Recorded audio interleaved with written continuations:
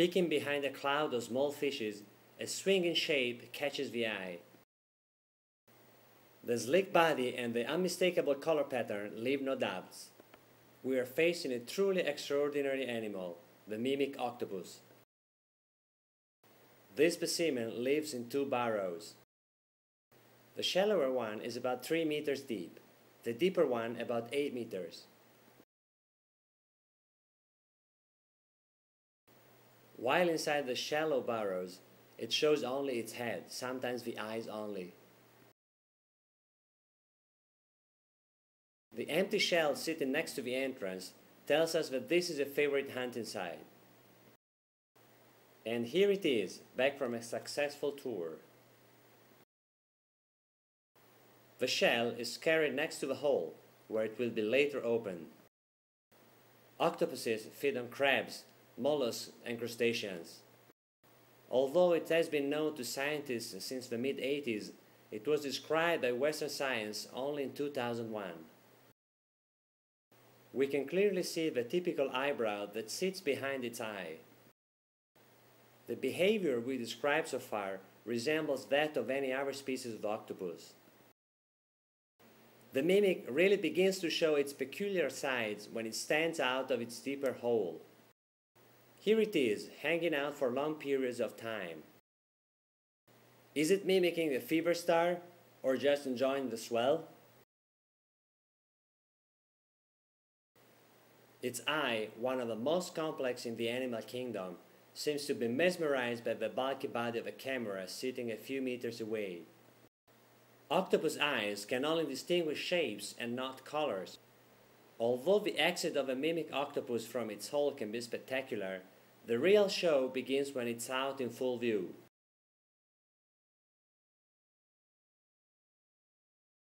It can alternate the jet propulsion common to all octopuses with a very special variation.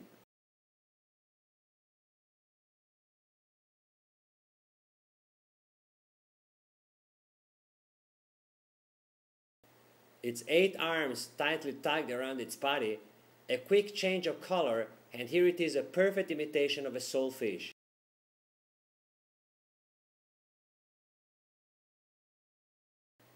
The soulfish is a poisonous fish that lives in shallow sandy areas.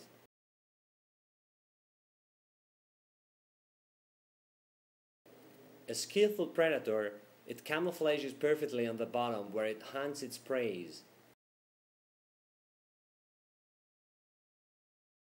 The soulfish is very common in Anilao shallow waters, and it is certainly a favorite subject of the mimic octopus tricks.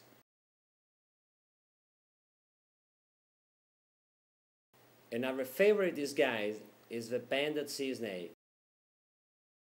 Mimicking the unmistakable black and white rings of the snake body and its elongated shape only takes a few seconds. This cover-up allows the uncanny octopus to fool its own predators. The mimic puts so much trust in its imitating skills that it hunts during daytime, while most other octopuses prefer to wait for the dusk to count the bottom in search for food. Although not all the masks worn by this master of camouflage are easy to understand, they all make for a compelling show to watch pop-eyed.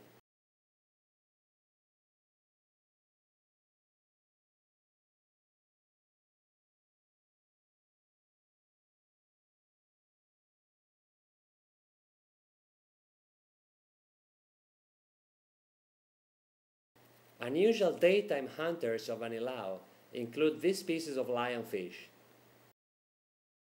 A casual encounter with the mimic seems to leave both uncertain about what to do next.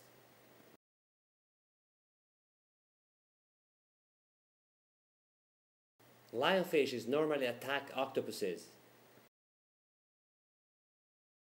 This time there seems to be mutual respect, even if finally the mimic prefers to leave the field to the mustached lionfish.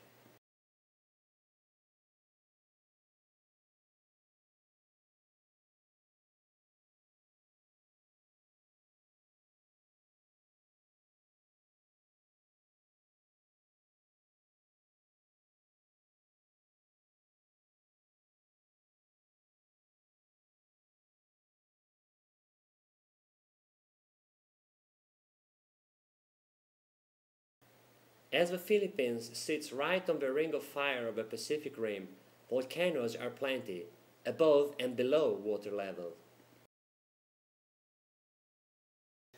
Underwater, it is easy to locate them by following the bubbles exhaling from the seafloor. Just a few bubbles at first, then so many that even fellow divers seem to disappear behind them. Also, a thermocline usually awaits divers in the proximity of underwater hot springs. A thermocline is the meeting point of two layers of water at different temperatures. The visible effect is similar to the ripple created by throwing a stone in a pond. And the thermocline seems to be the territory of a very inquisitive squid.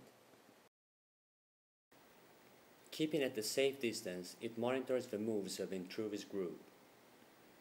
About 15 centimeters long, it floats effortlessly in the thick waters thanks to the fins along its sides. To increase the chances of going unnoticed to both its enemies and its prey, the skin of the squid is normally lighter on the bottom side.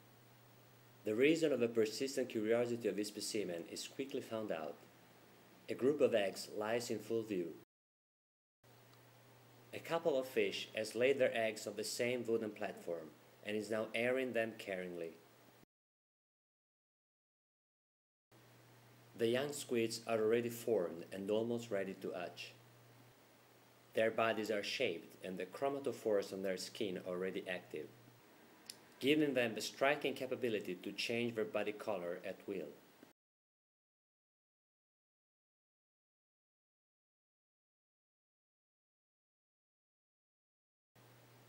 The currents give them quite a ride, but the real danger is represented by predators.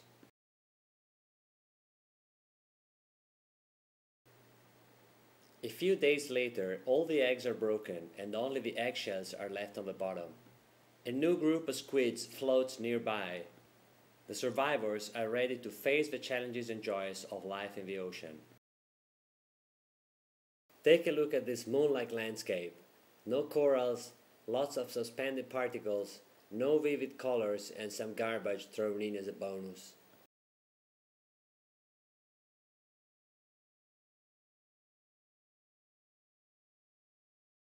Now look better. Is it a dinosaur? Not really, just an overgrown pipefish. The long, thin body of a pipefish makes it really easy to tell it from other fish, once you're eagle-sighted enough to spot it. More complicated is to distinguish the 200 species of pipefish currently described. Contrary to what happens in most animal species, it's the male who incubate eggs in the lower part of their abdomen. At the end of the snout, the toothless mouth catches prey by sucking them in. The gills are right behind the eyes. In this specimen, the fins are almost completely absent, and the pipefish can only crawl on the seabed. Here it is disappearing behind a creek, looking like a giant snake of lost ages.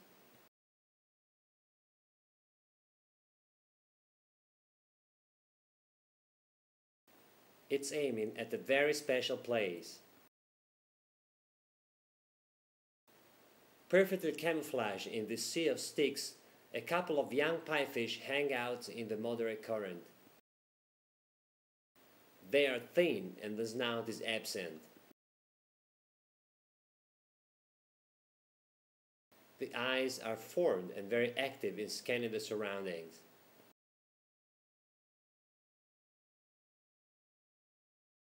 The gills are already formed as well.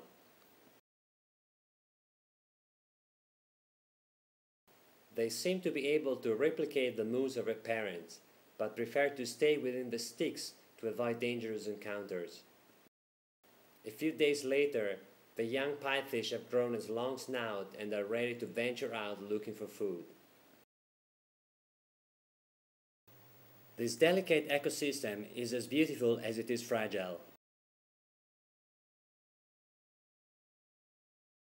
Abnormal proliferation of the crown of thorn is menacing the survival of the most colorful corals and the fish who live in symbiosis with them. But the most lethal enemy of marine biodiversity is the ever-growing load of garbage discarded by man in the oceans. Even if some of this waste is recycled by sea creatures as artificial structures, the overall effect is nefarious. Large boats daily ply the routes of the Verde Island Passage by the dozen to serve the nearby oil refineries as well as people needs. Smaller boats are anchored over the living reef, spot-killing patches of hard coral. Discarded fishing nets trap and kill anything unlucky enough to cross their path. Although new approaches are slowly being implemented, the rush to keep the oceans alive is getting more and more critical. It is our duty and commitment to keep them the cradle of life they have always been.